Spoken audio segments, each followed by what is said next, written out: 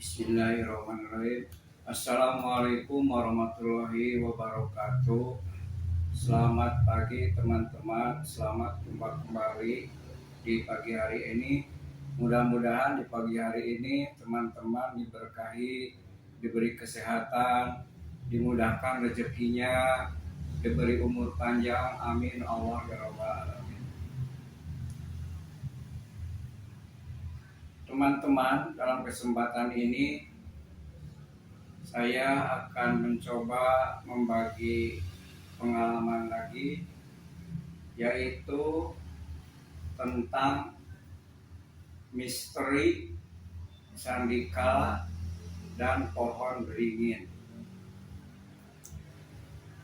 Nah, mungkin teman-teman masih ingat kata-kata dulu ya, yang namanya sandikala dan pohon beringin. Dulu ketika kecil, saya ketika di SD lah gitu kan, itu suka ditakut-takuti dengan kata-kata yang namanya sandikala, atau juga suka ditakuti dengan rindangnya pohon beringin. Gitulah kira-kira. Nah, di mana ketika kecil itu kan jurus pemungkas orang tua untuk supaya anaknya tidak main terus, terutama di sore hari menjelang maghrib. Nah, itu kata-kata itu sering muncul dengan kata-kata awas, ada sandikala, awas di sana ada pohon beringin yang rindang, jangan coba-coba melewati pohon beringin itu, ada setannya.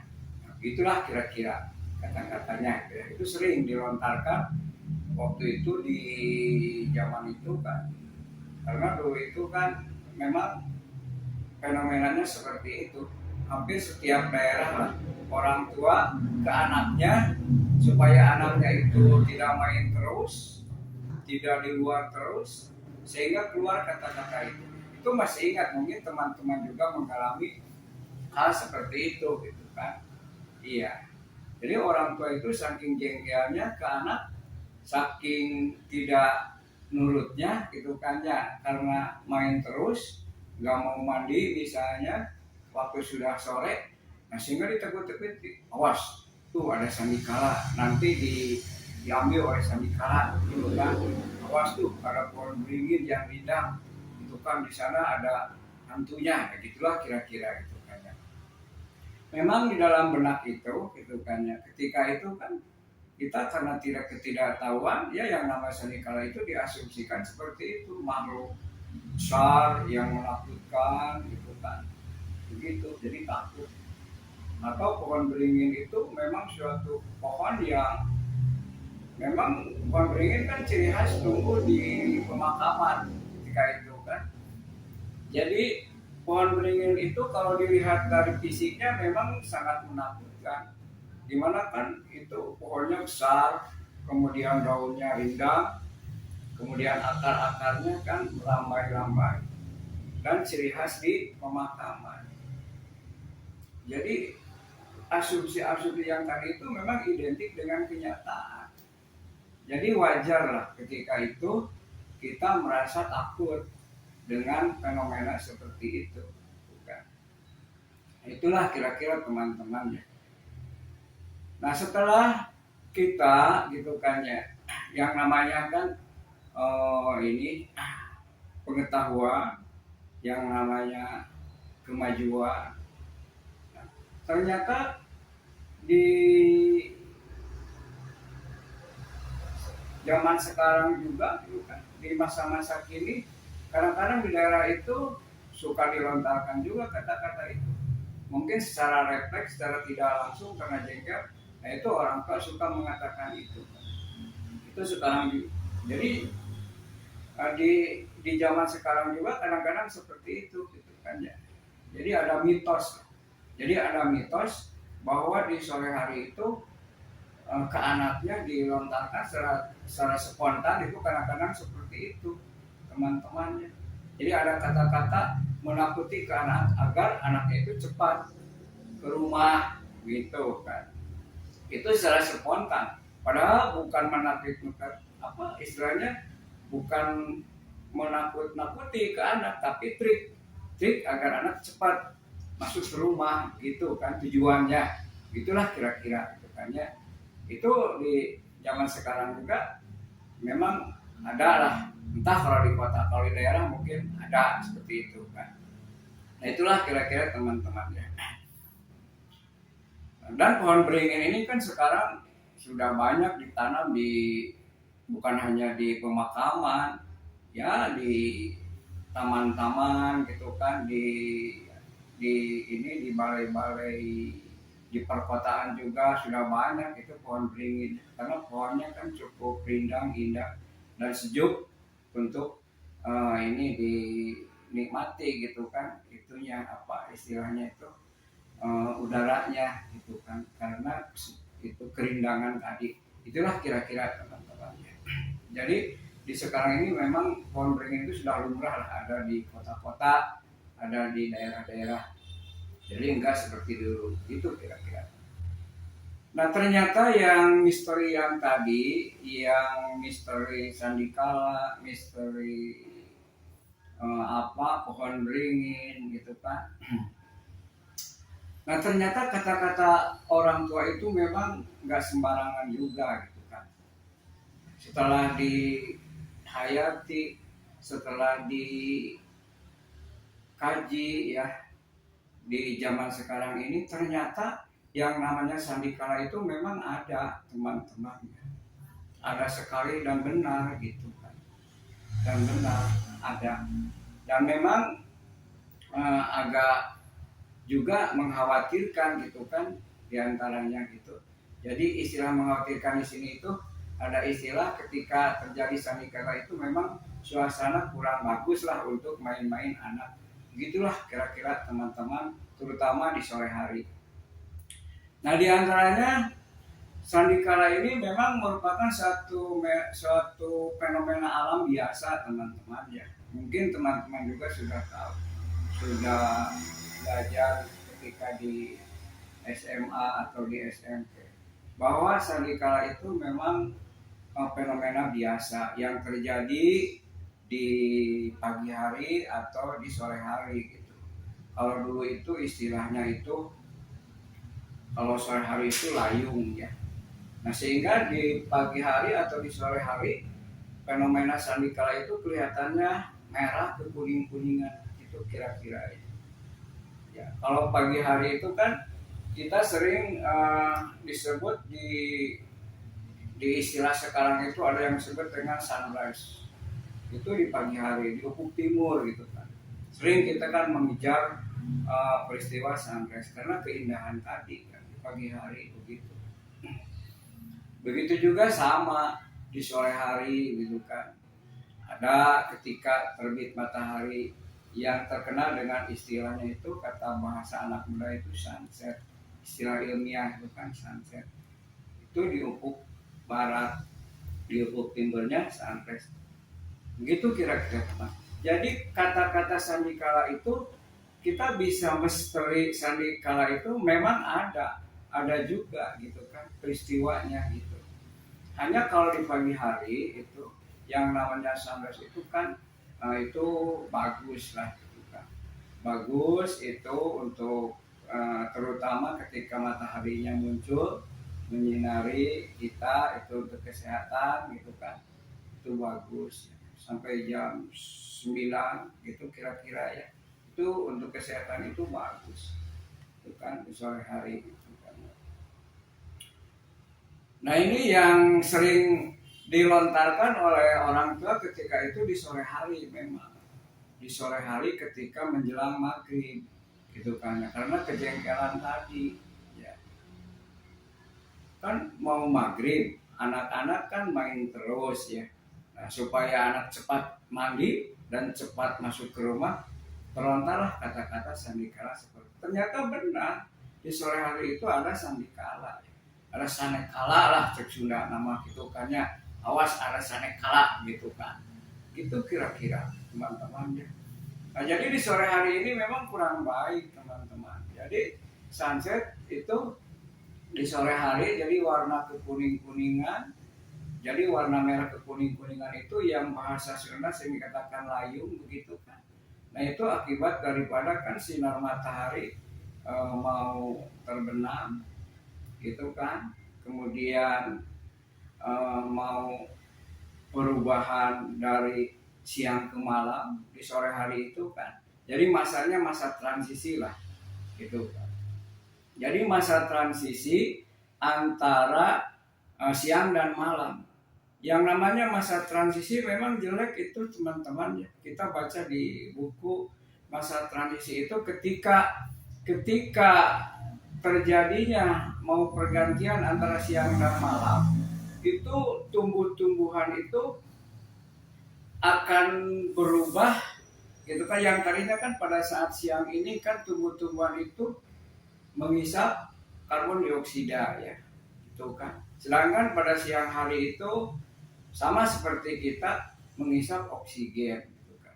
Nah itu kan kadang-kadang ketika tadi di pohon yang rindang, ketika ada di pohon yang rindang tadi, taruhlah yang kita seperti tadi yaitu pohon beringin misalnya ya, kemudian pada saat menjelang maghrib bahkan sampai ke gelapnya gitu kan, taruhlah melewati maghrib. Nah itu masa transisi di saat itu. Yang namanya masa transisi kan masa peralihan itu kita tahu di fenomena misalnya di kehidupan yang namanya transisi itu masa-masa rawan teman-teman, masa-masa yang kurang baik itu masa transisi gitu ya.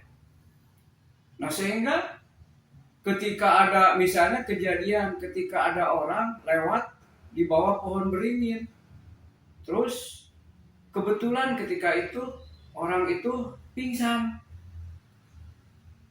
di sore itu menjelang maghrib. Wah jadi semakin yakin kan bahwa di pohon beringin itu ada makhluknya, ada makhluk halus. Itulah kira-kira teman-temannya.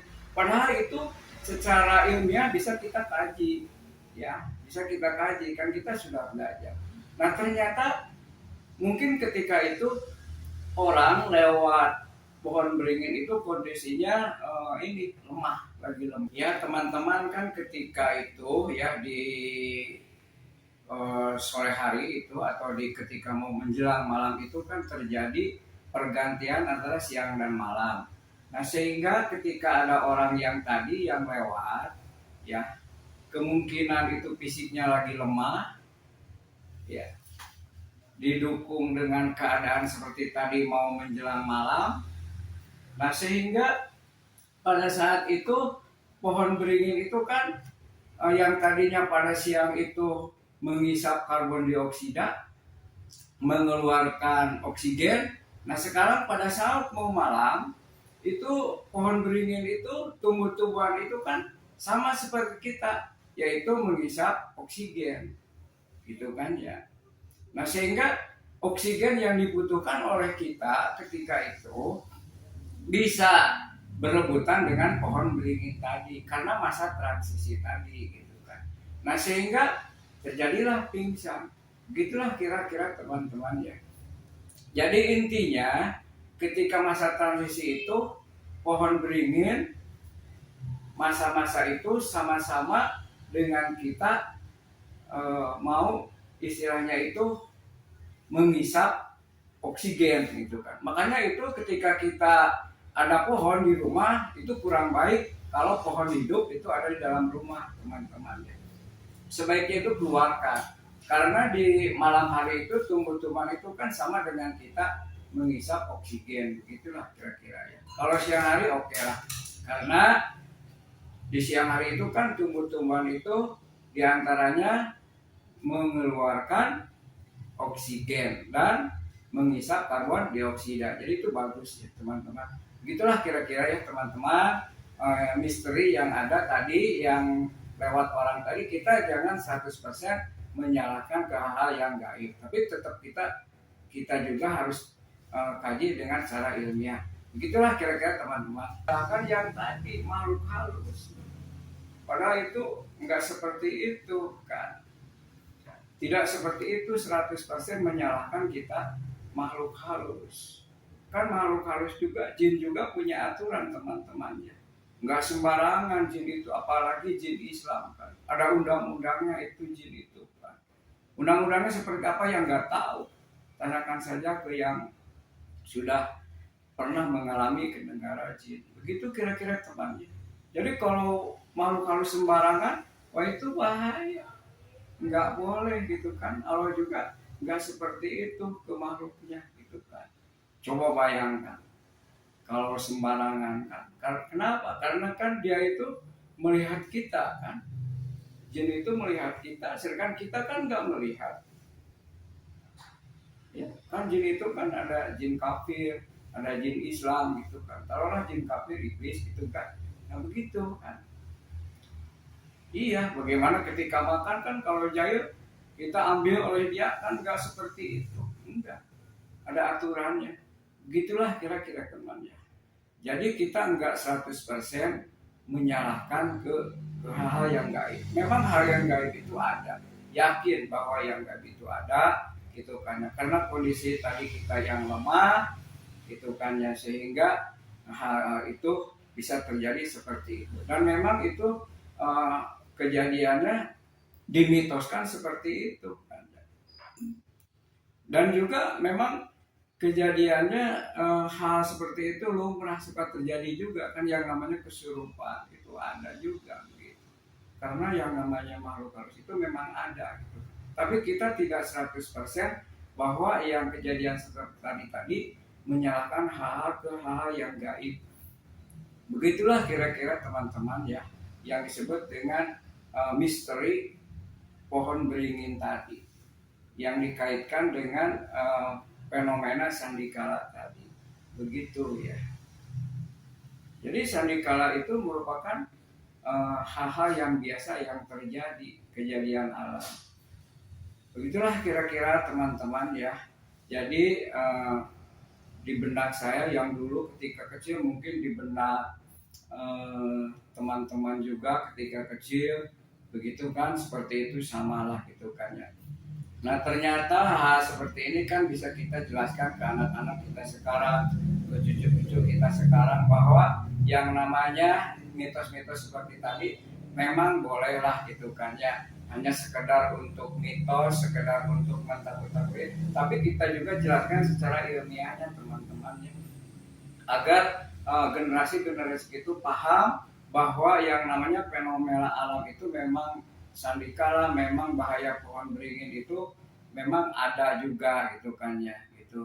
Hanya selamanya tidak ke arah negatif gitu ya. Jadi ada positifnya juga kan. Pohon beringin itu kan pohon yang rindang, bagus, apalagi di siang hari kan sangat bagus untuk penyerapan karbon dioksida gitu kan, karena daunnya rindang begitu kan. Itulah kira-kira teman-teman ya sekelumit pengalaman tentang misteri sandikala dan pohon beringin. Mudah-mudahan hal ini bisa kita ceritakan ke anak-anak, terutama yang positifnya, yang kira-kira kita hubungkan dengan apa yang diterima oleh anak-anak kita di dalam proses belajar mengajar yang berkaitan dengan fenomena sandikala tadi dan fungsi daripada pohon beringin tadi yang besar gitu kan. Jadi fungsinya bagaimana, positifnya gitu kan ya. Ya kalau mitos-mitosnya itu kan itu bisa kita lurus-luruskan. Begitulah kira-kira teman-teman ya. Mohon maaf jika ada kata-kata dari saya yang kurang berkenan, atau jika ada hal-hal yang berkaitan dengan istilah-istilah yang kurang pas. Mohon maaf jika ada masukan-masukan dari teman-teman. Nah, silakan di komen di dalam channel saya Hadiah Mulyana ya. Mudah-mudahan di pagi hari ini teman-teman diberi kesehatan ya, dilancarkan rezekinya. Sekian, terima kasih. Assalamualaikum warahmatullahi wabarakatuh.